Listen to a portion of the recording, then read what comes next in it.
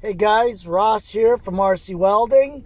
It's about 5:30 in the evening. Daylight's going down. Geez, I hate winter, man. I can't wait till spring and the weather to pick up. But I can't complain. 'Cause right now we're January 25th and it's 4 degrees outside. Absolutely amazing. I'm so impressed with this year. I don't know if it's a global warming thing or if it's just a pattern of the weather, this fluke that we're having. Normally around this time of the year, there's a lot of snow on the road. It's cold. It's like minus 15. So with that being said, we've got a lot of work out of the way this past couple of weeks. Thankfully to the weather holding up and being able to get jobs installed and moving forward with other jobs.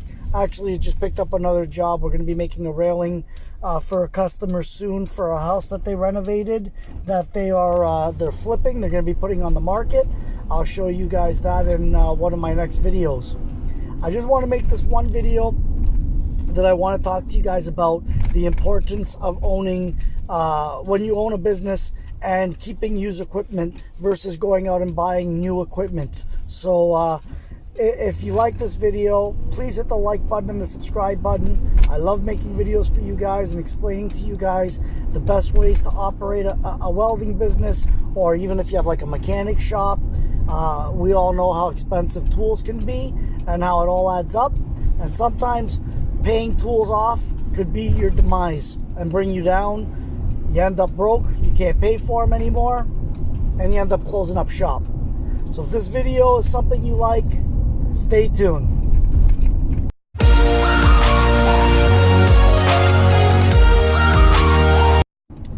So how many of you out there dream of opening up a welding business or some kind of workshop? This was one of my dreams since I was a kid. I never liked working for anybody. I always liked being on my own.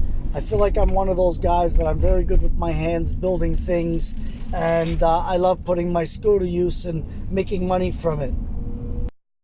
After I advertised my business and I started bringing in some cash flow and people started to know my business before I started getting big jobs, and I was buying equipment, I was buying my equipment all used. Still buy it used. The reason I was buying my equipment used was because when you buy something brand new, sometimes it takes a toll on your budget, and then you won't have money to pay for other things that you need, maybe gas for your vehicle, or if you have to buy material for another job. If you're like me, I like to take deposits from people, so I'm never behind on buying material. I don't like crediting work unless I have to.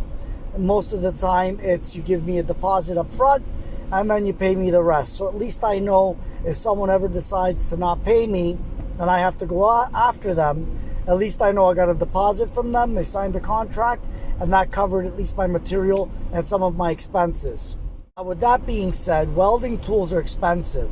A pair of clamps, one clamp could cost $25, $30, at least in Canada, for a vice grip clamp like a C-channel. And when you have a welding shop, you need a lot of those clamps because you need to clamp your work down, whatever it is you're making, railings, gates. So just those alone are very expensive. So I found a guy here in Hamilton that he sells used equipment. It's not too far from my shop, and every once in a while I check out his store and I go pick up clamps for like $5. So this way, for $25, I pay him cash. I'm getting 5 clamps for the price of 1, and they're vice grip, so they last a lifetime. The other thing too is welding machines. If you use a stick welder for your work, you don't need to go out and buy a machine brand new. There's plenty of people that sell used machines that you could buy for next to nothing that they sell on Craigslist or on Kijiji.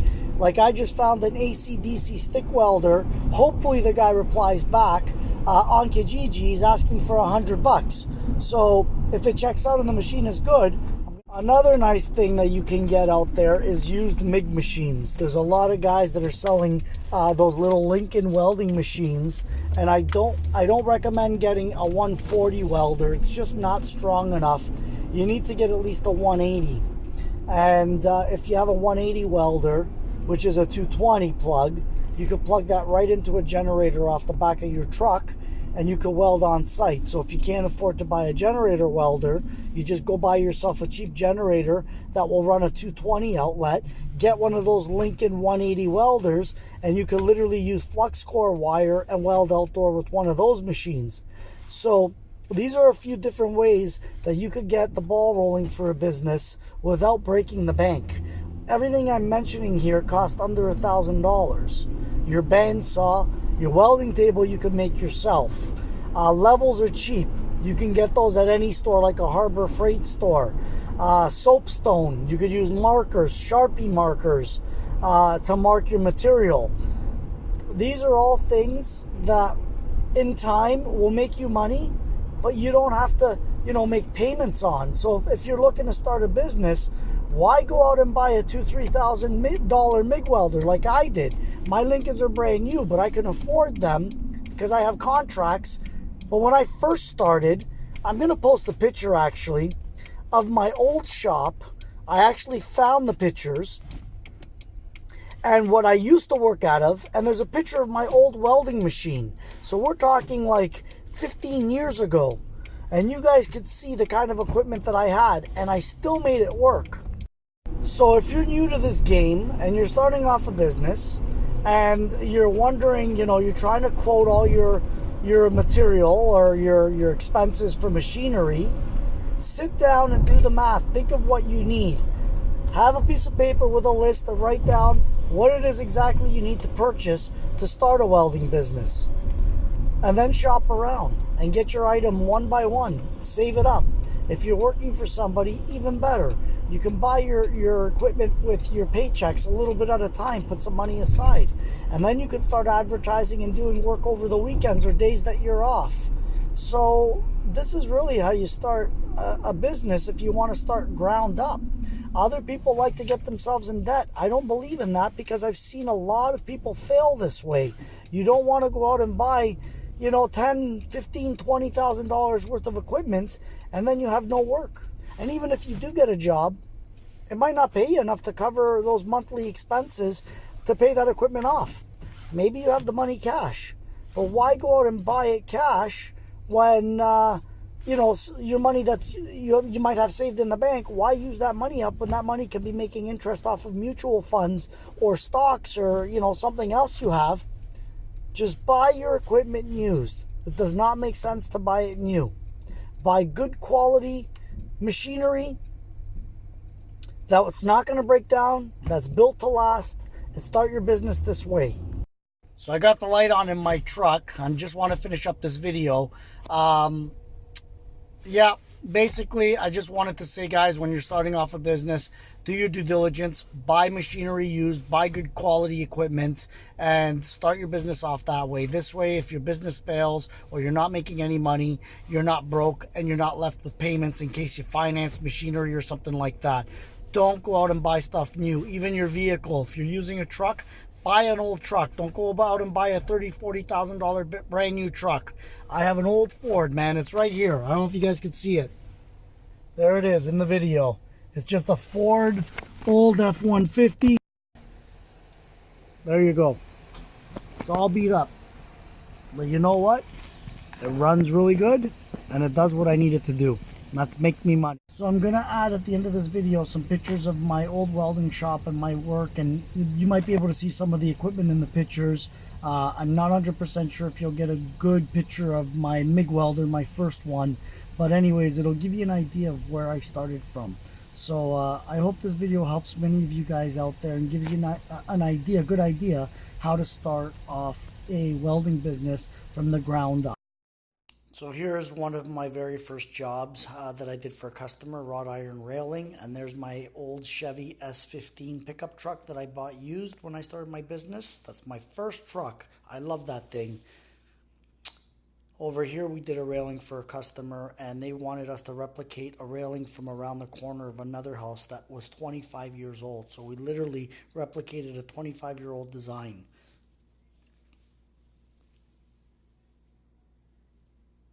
Now in this picture we did a staircase for a customer, and it was a wrought iron job from wood to wrought iron. Here's the before and here's the after. This house was gorgeous. It was something like 5,000 square feet. I really liked this job. And there's my welding shop, me welding away. You can see all my equipment, my Memco welding machine, my father's drill press on the back wall. This shop looked like a dungeon. I didn't even have a furnace in it in the winter. I had to run a wood burning stove that barely heated up the shop because it didn't have any insulation. There I am welding away. You could see the clamps on the table, the hammers. I still have those. And here was a water jet cut sign that we did for our hair salon. This was a really nice job. It was cut in aluminum plate, and then we hung it up in the hair salon afterwards. So there you go, guys. That's some of my very first jobs when I started my business. I started off small, and I slowly grew my business from the ground up. So anyways, I hope you guys enjoyed my video, and please don't forget to subscribe and hit the like button. And all of you guys have a great day. Thanks again for watching.